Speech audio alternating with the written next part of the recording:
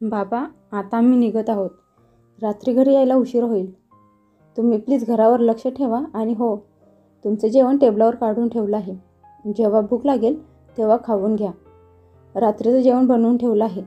आम्हाला यायला रात्री उशीर होईल आणि थकून आल्यावर रात्री जेवण नाही बनवणार. आम्ही बाहेर जेवण करून येणार आहे आणि हो, जाताना बाहेरून कुलूप लावून जाणार आहे. तुमची काळजी घ्या. दोन्ही मुलं आणि सुना असे म्हणत आपापल्या कुटुंबासोबत बाहेर निघून गेले. आज त्या लोकांना बाहेर फिरायला आणि हॉटेलमध्ये जायचा मूड झाला होता. सकाळपासून रात्रीपर्यंत फक्त मज्जा मस्ती करण्याचा विचार करत होते.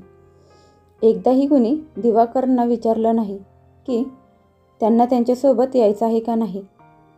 ते सोफ्यावरून उठून चालत खिडकीपाशी गेले आणि खिडकीतून खाली वाकून बघितलं तर दोन्ही मुलं आपापल्या कुटुंबासोबत त्यांच्या कारमधून रवाना झाले. ते थोडा वेळ असेच खिडकीतून बाहेर बघत होते. त्यानंतर उदास मनाने दिवाकर चालत डायनिंग टेबलाकडे आले आणि टेबलावर झाकून ठेवलेले जेवण उघडून बघितलं तर ताटात 4-5 चपात्या आणि वाटीत पातळ अशी डाळ आणि बाजूला सलाडच्या नावावर एक कांदा बारीक कापून ठेवला होता. जेवणाला बघून मनातल्या मनात विचार केला की आता तर सकाळचे 8 वाजले आहेत आणि आज पूर्ण दिवस या जेवणावर काढायचा आहे आणि रात्रीचं जेवण पण मिळणार नाही. एवढ्या जेवणात माझं पोट कसं भरणार. मागच्या वेळी पण जेव्हा हे लोक बाहेर फिरायला गेले होते तेव्हाही सुनबाई एवढंच जेवण बनवून गेली होती. रात्री घरी आल्यावर दिवाकर फक्त एवढंच बोलले होते की सुनबाई, मला जोरात भूक लागली आहे. तेव्हा दोन्ही सुनांनी रडून गोंधळ घातला होता आणि मुलं तर तशी बायकांसमोर काहीच बोलत नाहीत आणि आज परत तसंच. त्यांनी एक मोठा श्वास घेतला आणि त्यांच्या खोलीकडे आले. खोलीत आल्यावर बायकोच्या फोटोकडे बघत त्यांच्या डोळ्यात पाणी आलं. एक ती होती जी मला कधीच उपाशी राहू देत नव्हती. ती गेल्यानंतर खरंच पोटभर जेवणासाठी तरसलो आहे. विचार केला होता रिटायर झाल्यानंतर कुटुंबातील लोकांसोबत बाहेर फिरायला जाईन, मज्जा करीन.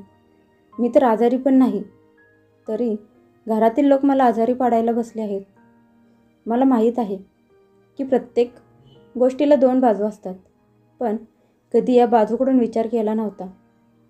पहिलं खूप फिरायला आवडत होतं.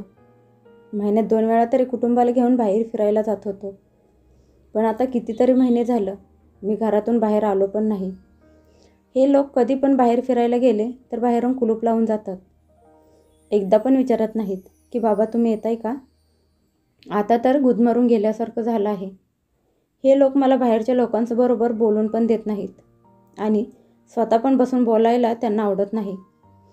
आजकाल तर माहीत नाही, मित्रांचे फोन पण येत नाहीत आणि त्यांचा फोन लावला तर लागत पण नाही. त्यांच्या घराचा चौकीदार बनवून ठेवला आहे मला.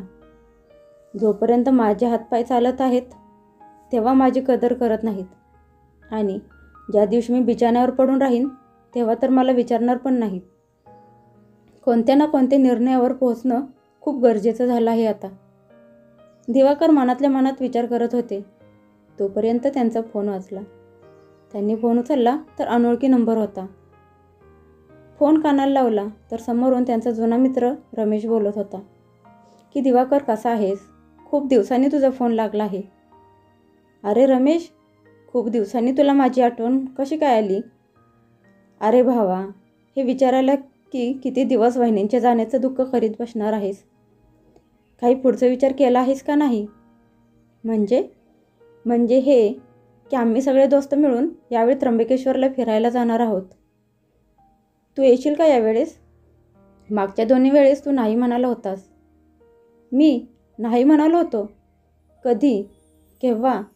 अरे मागच्या वेळी जेव्हा पंढरपूरला विठ्ठलाच्या दर्शनासाठी गेलो होतो आणि त्याच्या अगोदर वैष्णवी देवीला गेलो होतो तेव्हा तुझ्या फोनवर फोन केला तर लागत नव्हता.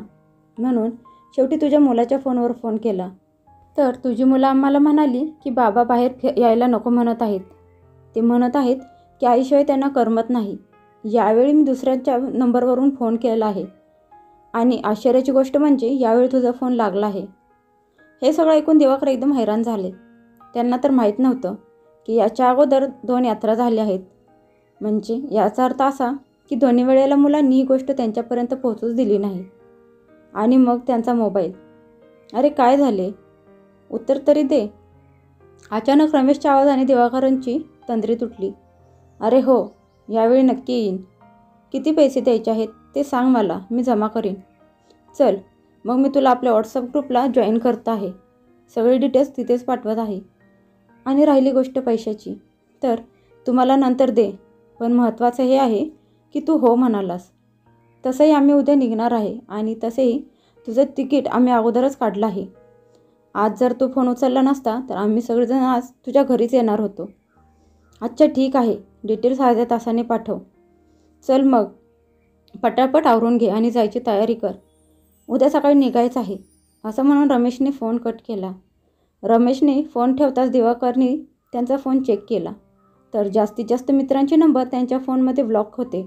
त्यांना आठवलं की मागच्या वेळी पोरांना त्यांच्या भरवशावर सोडून सर्वजण बाहेर फिरायला गेले होते. हे सगळं बघून दिवाकर एकदम हैराण झाले की मुलांनी त्यांचा एवढा मोठा धोका दिला आहे. काही वेळ डोळ्यात पाणी घेऊन ते त्यांच्या बायकोच्या फोटोकडे एकटक बघत राहिले. मग त्यांनी त्यांचे डोळे पुसले आणि त्यांच्या सर्व मित्रांचे नंबर अनलॉक केले आणि नंतर उठून त्यांच्या खोलीत गेले. कपाटातून त्यांनी त्यांचे बाहेर फिरायचे जायचे कपडे काढून बॅगेत भरून ठेवले. त्याने त्यांचे स्पोर्ट्स शूज बाहेर काढून त्याच्यावरची धूळ झाडली. काही पैसे आणि महत्त्वाची कागदपत्रे सोबत घेतली. मोबाईलवर त्यांनी त्यांच्या खात्यात असलेले पैसे चेक केले. औषधाचा बॉक्स बॅगेत ठेवला. जेवढं त्यांना समजलं तेवढं सामान त्यांनी बॅगेत भरून ठेवलं आणि दुसऱ्या दिवसाची वाट पाहू लागले. रात्री जेव्हा मुलं घरी आली तेव्हा दिवाकर झोपले होते. कोणीही त्यांच्या खोलीत जायचे कष्ट घेतले नाहीत. सगळेजण आपापल्या खोलीत जाऊन झोपले. दुसऱ्या दिवशी सकाळी जेव्हा मुलं आणि सुना चहा पीत बसले होते तेवढ्यात दिवाकर तयार होऊन बॅग घेऊन खोलीतून बाहेर आले. त्यांना बघून मोठा मुलगा म्हणाला, बाबा तुम्ही कुठे चालला आहात? मी माझ्या मित्रांच्या बरोबर बाहेर फिरायला निघालो आहे. माझं तिकीट काढलं आहे. त्यांचं बोलणं ऐकून चारही मुलं आणि सुना एकमेकांच्या तोंडाकडे बघायला लागले. मोठी सून म्हणाली, अहो बाबा तुम्ही असे कसे जाऊ शकता? मुलांच्या परीक्षा चालू होणार आहेत आणि आम्हाला पण बेळगावला जायचं आहे. माझ्या मावशीच्या मुलाचं लग्न आहे. मुलांना आम्ही कुणाच्या भरवशावर सोडून जाऊ? तुम्ही कधी विचार केला आहे का? लहान सून लगेच म्हणाली, कशाला फालतूमध्ये पैसे खर्च करायचे? जर तुमच्याजवळ एवढा पैसा आहे तर त्यातला थोडा पैसा आम्हाला पण द्या. आणि तसंही या वयात कुठे फिरायला जाणार आहात तुम्ही? उद्या कुठे घसरून पडलात तर तुमची सेवा कोण करणार आहे? त्यामुळे तुमचं सगळं सामान गुपचूप तुमच्या खोलीत घेऊन जावा. मला ऑर्डर देणारी तू कोण आहेस? दिवाकर मोठ्या सुनेला म्हणाले, तुम्ही लोक मला तुमच्या घराचा चौकीदार समजता का? की तुम्ही तुमची मुलं माझ्या भरवशावर सोडून जाता ते? तुमची हिंमत कशी झाली माझ्या मोबाईलवर माझ्या मित्रांचे नंबर ब्लॉक करायची? बाबा तुम्हाला कोणी डिस्टर्ब करू नये म्हणून ब्लॉक केलं होतं. अच्छा, माझ्या तब्येतीची एवढीच काळजी आहे तर स्वतःची मुलं स्वतः सांभाळा. आणि राहिली गोष्ट माझ्या फिरण्यासाठी लागणाऱ्या पैशाची तर ती मी माझ्या कमवलेल्या पैशातून करत आहे. कोणाला सांगायची गरज नाही. असे म्हणत दिवाकर तिथून निघून गेले. मुलांना आणि सुनांना काहीही न बोलता